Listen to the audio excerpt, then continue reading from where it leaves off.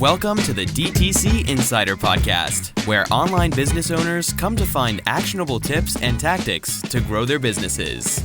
Now, here's your host, Brian Roisenthal.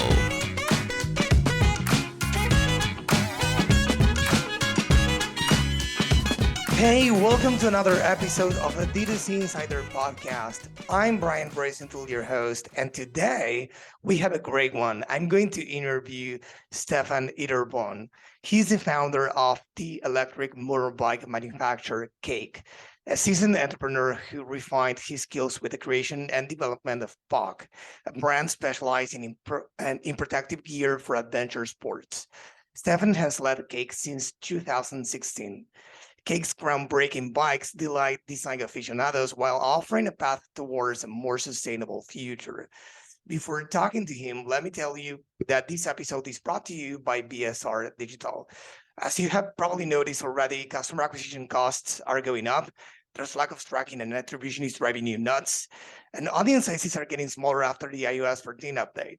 If that wasn't enough, there are other factors such as the recession and supply chain issues, making it harder than ever to grow your brand. That's why we need to understand that it's really important to level up the marketing and design a solid strategy, as what used to work doesn't anymore. At BSR Digital, we have been helping countless e-commerce brands that wanted to scale their business to the next level through paid ads and email marketing for over a decade. So if you want to learn more about us, please visit bsrdigital.com. And if you want to reach out to us through email, please email us at hello@bsrdigital.com. Now, as promised, I have Seun here with me.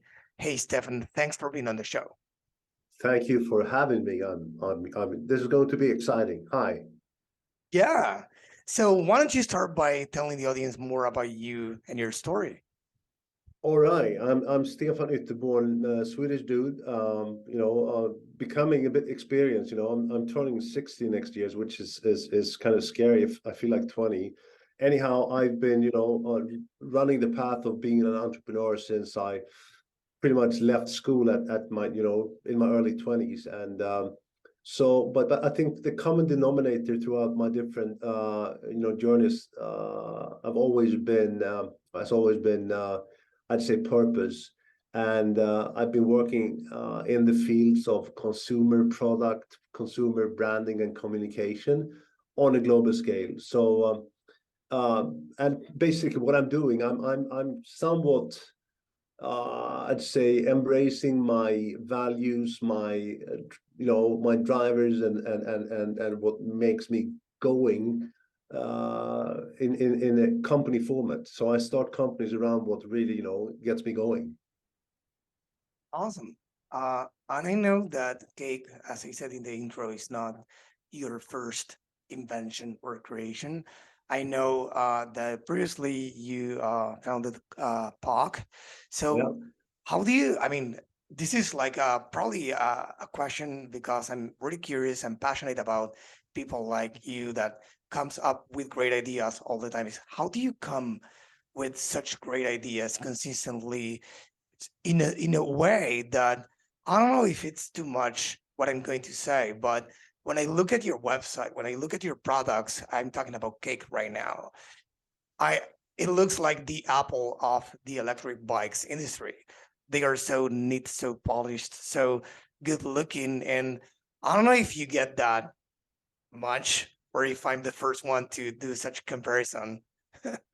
Now you're flattering me, and I blush, of course. No, but I would say that everything we do is of course deliberate, but the reason behind what we do is potentially even more important. I never, everything I've been doing throughout my career has been about design. And speaking about design, then you need to define what is design. And in my world, it's all about materializing strategies, ideas, ambitions, and making them come alive. And it's not a certain style or something that you put on top, like cosmetics or whatever it might be. So even though everything you see in what we do is a consequence of an ambition of trying to innovate and change and to to bring purpose and improvement. And then in the end, we do care about how things turn out when we have kind of put our fingers on this is what we need to achieve. Then that needs to be elaborated, and of course that's a process itself that needs its talent, task, and competence, and not at least teamwork, because there's so many different individuals involved in developing products, anything from engineers to electrical engineers, industrial designers, graphic designers, and so forth. So again, yes, there is a bit of I get flattered at times, and I'd say that speaking about Apple, for instance, one of our big fans is Jonathan Ive, the former design director of Apple, and when you're being appreciated by guys like that, you know that you're on track. Yeah, that's great. I mean, I didn't know that. So we have been discussing with many guests here in the show about the importance of building a brand. Uh, I think this has always been the case, but now it's, I think, more important than ever. What do you think about that? Because you clearly have done that. Yeah, no, I think to me, it's crucial. I mean, anything you do, it's about building relations. But I also think it's important because companies are being sloppy about this, which is, really risky. And you kind of lose momentum, following, and sympathy, which is needed for that extended compliance and relation with your customers, or between an organization and a user, or a voter, or a citizen, or whatever it might be. And I think that we need to take a step back. And when I ask people about, in a dialogue, can you mention a really old brand? And they come up with ideas like Kellogg's or Coca-Cola or whatever. And my take on that is that, hey, think about it twice. I mean, religions, they are the true brands, and they've been around since ever. They're all about, a philosophy, and that's where it starts. And that philosophy is then, being embraced and taken care of physically through architecture, whether that be, churches or temples. It's being, written and distributed through Bibles and whatnot. The graphic language, they would win any graphic design contest anywhere at any point, whether it's yin and yang, or a moon, or a cross, or whatever. And I'd say that again, branding has been around forever. And what's really comforting now is that, looking at the religions, they've been around forever, and they are, permanent in terms of being able to attract and continuously, I'd say, involve people. And to me, that's a good benchmark, trying to share the importance of branding. And, there are no shortcuts. Make sure that there's a story that you can stick to, which is true, honest, and then you kind of build your story around that, what the meaning of your, I mean, basically the reasons for the reason for any organization to exist. Make sure to pinpoint that, and from there you start building your communication. And in that sense, product is communication, online is communication, choice of media is communication, the way the tonality and how we speak is communication. So the thousands of signals that we are sending out as an organization need to be synchronized, controlled for consistency, and that's how you eventually kind of stick in the market. Yeah, and also to add on top of that, and correct me if I'm wrong, but what a brand stands for, in this case, sustainability is something big for your brand, right? Yeah, in our case, it's but again, one also needs to respect the fact that there are different religions and people believe in different things. Same thing goes for promises, values, products, functions, or whatever it might be. I mean, it's subjective. You need to understand that there's a certain audience that you intend to establish a dialogue together with, and it's between you and them. It's important to create that bond and the mutual liking. And then there'll be tons of people not understanding what you're doing, not supporting what you're doing, which is fine. Don't try to convince everyone. Make sure that you have friends out there that share your visions, values, and perspectives. That's, your core connection point in building your brand. 100%. So I said previously that I love the products that you sell, and clearly you have your own community of loyal customers and fans, but your products are not cheap. They are not expensive. They are just, in a price. They are not t-shirts, right? That you're selling No. here. So have you found any challenges in selling expensive Yeah, premium I products think that, online? when I started Cake, I mean, we've been in the market for pretty much 3.5 years now. And I would say that when I started and the business, when I started raising money and so forth, it was the evident way forward to become a direct to user business. With POC, my previous, venture, for instance, where it was all about sports equipment and protection and whatnot. We built a huge retail network, and we did sell online on par with that and so forth. In this case, high,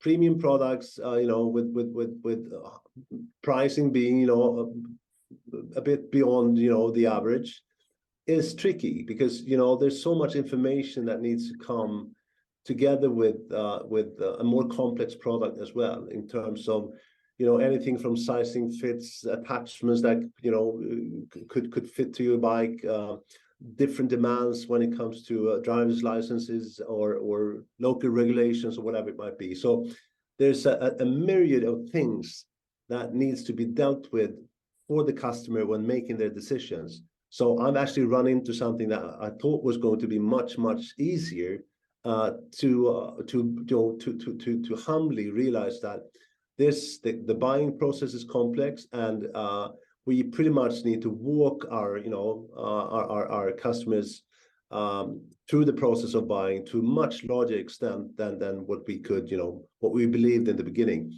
And then again, we're a new company. I mean, products are new and so forth. So I think that as time goes by and we establish a more firmer, I'd say, position in the market, and there's a history to the brand and the product and so forth, I think that we will lubricate the ability for customers in actually making their orders without us holding hands at all times. But we put a lot of time, talking to our customers.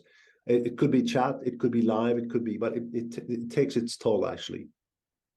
So what would you say your advice is for those brands listening that are in the same position as you? Probably they are behind you in their journey, and they have a expensive premium product they are selling, and they don't know how to go about it or what touch points to have with their clients. Yeah. I think that I was relying too much on technical solutions. I think that the first thing you need to do is to, in whatever media you're using, but make sure that there is a button that you can click where you actually get in contact with a person on the other side right away. Because we spend too much time leaving people hanging, not getting, response immediately and so forth. And this is the first thing I would do. Forget about all of the fancy stuff you can do on a website.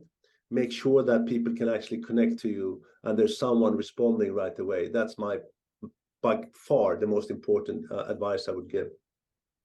Yeah, it's something we have been discussing as well here. The importance of, being there for your customers, or for those who like to buy from you even. That's really important as a brand. It's not all about designing products and putting them up on a store.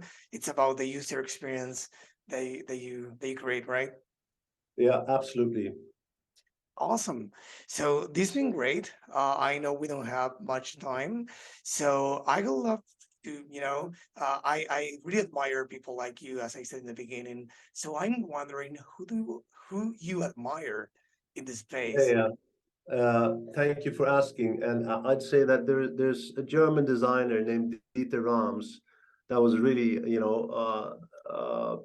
an early pathfinder in terms of activating or emphasizing functionality and simplicity through elegant, solutions design wise. He's a master. But I would also say that there people that have influenced me heavily throughout my own career. Designers like Jasper Morrison or Konstantin Gricic, or the Australian designer Mark Newson. So I think that, and not at least Apple, of course. I think that Apple, again, it's the most influential company when it comes to consumer preference. Everything is being influenced in what they're inspired by what they're doing, whether it's a car, if it's furniture, consumer electronics in general, and so forth. So inspiration is crucial, and I'm being inspired from tons of, everywhere on a daily basis. And without that, we'd be pretty, standing still. Awesome.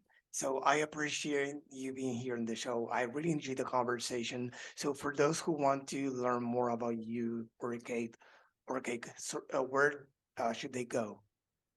I think the easiest start would be ridecake.com, which is on the web, and of course we're in different social media and so forth. So I ride cake in one word is pretty much where you'd find us in most channels. Okay, so as always, to you guys listening or watching this episode, feel free to go to the DTC insider.com, find this episode, and you will find all the notes right there. So, Stefan, I wanted to thank you again for being here in the show. I really enjoyed the conversation. Thank you so much. Great talking to you.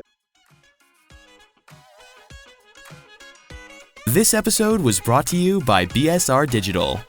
We help DTC brands grow through paid ads and email marketing campaigns. If you'd like us to help your business grow, head on over to bsrdigital.com and schedule a call with us.